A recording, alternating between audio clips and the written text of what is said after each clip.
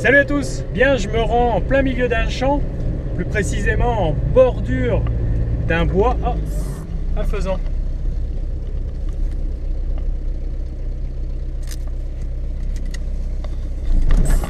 Merde.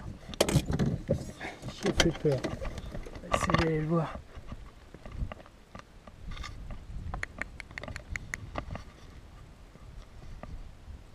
Bon du coup, j'en étais où?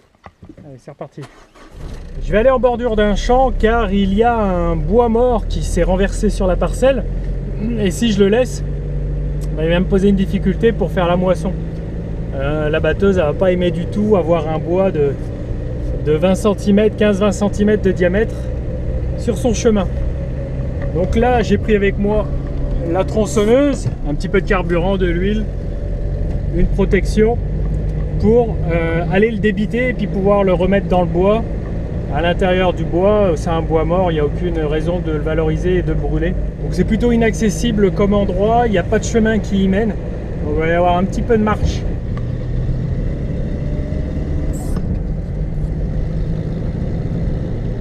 Je prends aujourd'hui la bonne vieille 205. Il faut savoir qu'elle a 605 000 km. Qu'elle n'a pas fait avec ce même moteur. J'ai changé le moteur quand elle avait 500 000 km, mais la carrosserie, la caisse à 600 000.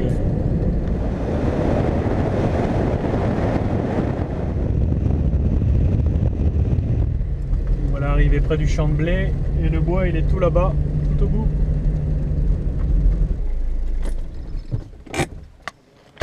Bon, on va aiguiser la tronçonneuse avant d'aller là-bas, on va pas emmener tout l'outillage pour le faire. On va le faire ici, faire le plein, puis s'assurer qu'elle démarre.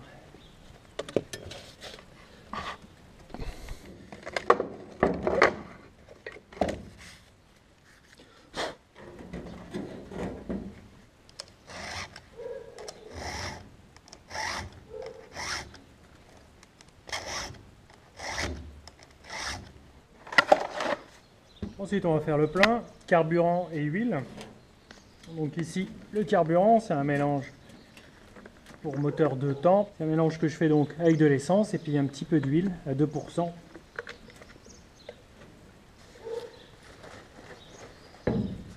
Ces moteurs 2 temps sont différents des moteurs 4 temps des voitures ou des tracteurs.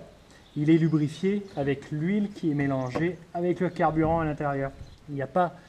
Dans le carter, au bas du moteur, il n'y a pas de bain d'huile. La lubrification se fait par l'huile de l'essence.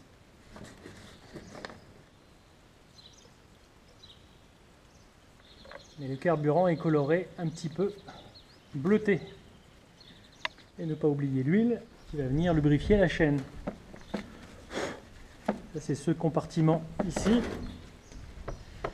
La chaîne avec les frictions avec le bois, bah, elle chauffe et elle a besoin d'un petit peu d'huile, quelque chose de très visqueux.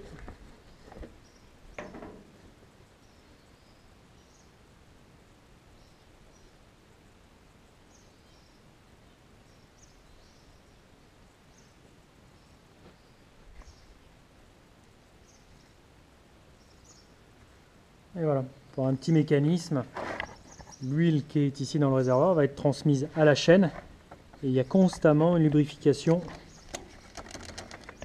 de la chaîne. Ce que je vais faire, je vais y aller léger, je vais emmener juste la tronçonneuse, bon, sachant que j'ai qu'un arbre à débiter, je ne vais pas emmener tout le carburant, j'aurai bien assez d'autonomie.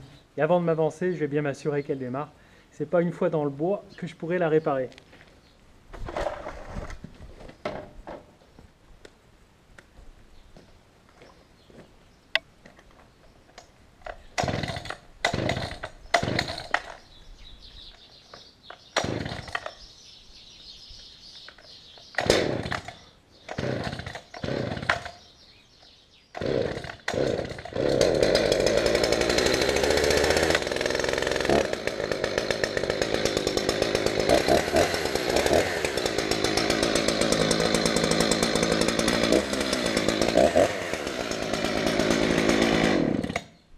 Impeccable.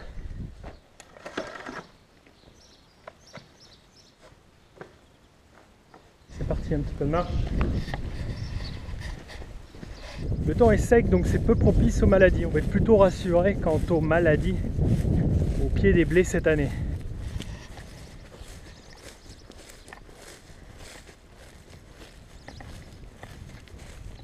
Parfois il peut y avoir des champignons qui se fixent à la base ici, mais là on voit que c'est super sain.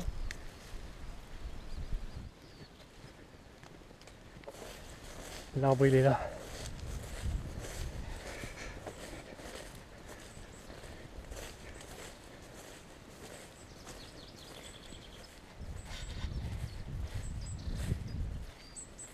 Apparemment c'était un sapin ou un pin. Il y en a quelques-uns ici qui penchent pas mal.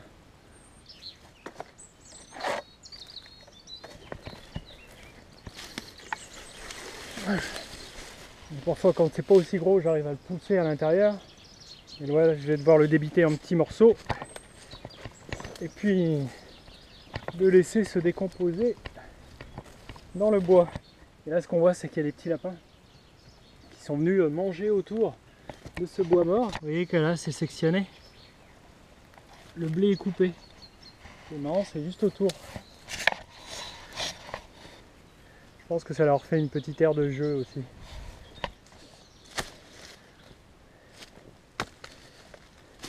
Voilà.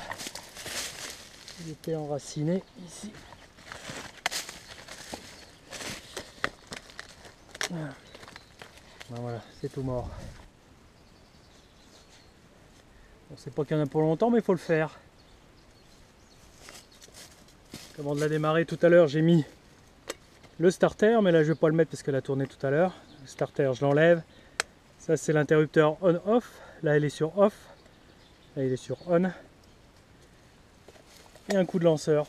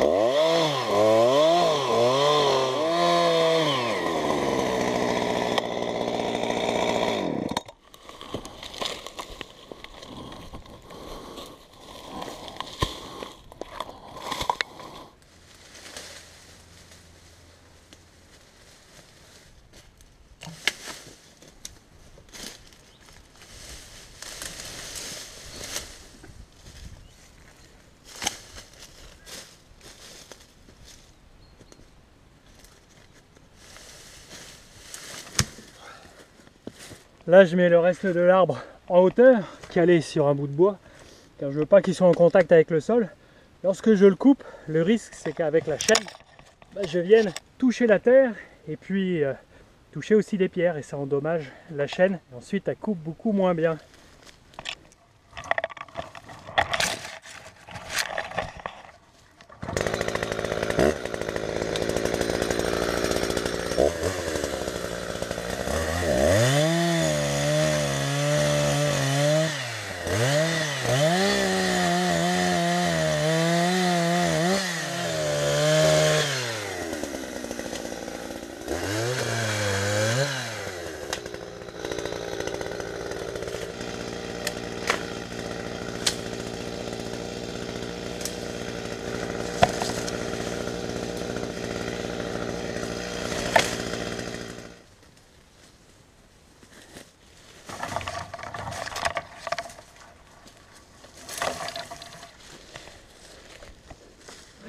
vrai que la nature a horreur du vide. Le bois étant mort, il est venu un autre arbre qui s'est entremêlé là-dedans. Je crois qu'il y aurait peut-être un gros lierre. Et du coup, c'est ce que j'essaye de démêler. Et sinon, ici, la base est morte. Et ça vient en tuteur d'une autre plante.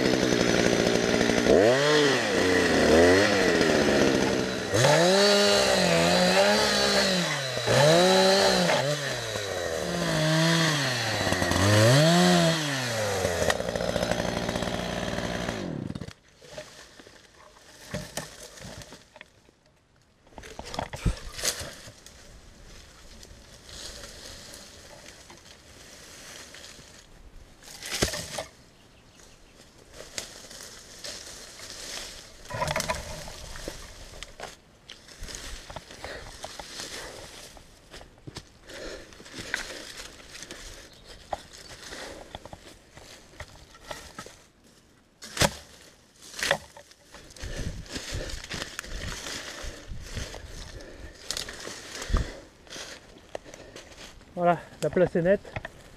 Quand on voit la tête de ceux qui penchent sur le champ, à mon avis, un jour ou l'autre, ceux-là, au prochain coup de vent, ils vont tomber. Et ce qu'on s'aperçoit souvent comme ça en bordure de bois, c'est que le blé n'est pas pareil. Il est quand même moins vigoureux, moins épais. Là, il faut dire que là, le soleil, il est plein sud, donc c'est là où il donne le plus. Et là, vous voyez que la lumière, le blé, il en prend assez peu. Vous voyez qu'ici, c'est plutôt clair. Quand on va 20 mètres plus loin, il est un petit peu plus vigoureux. Donc il faut savoir quand même que les bordures de bois pompent des nutriments à la culture qui est tout juste à côté. Voilà, merci de m'avoir suivi dans cette petite vidéo d'entretien des bords de champ. Je tiens à vous remercier tous qui me regardez. Vous êtes de plus en plus à me suivre sur la chaîne YouTube et sur les autres réseaux sociaux. Je remercie les tipeurs qui me font des dons chaque mois. Merci à tous. Je vous dis à mardi prochain à 7h30. Salut!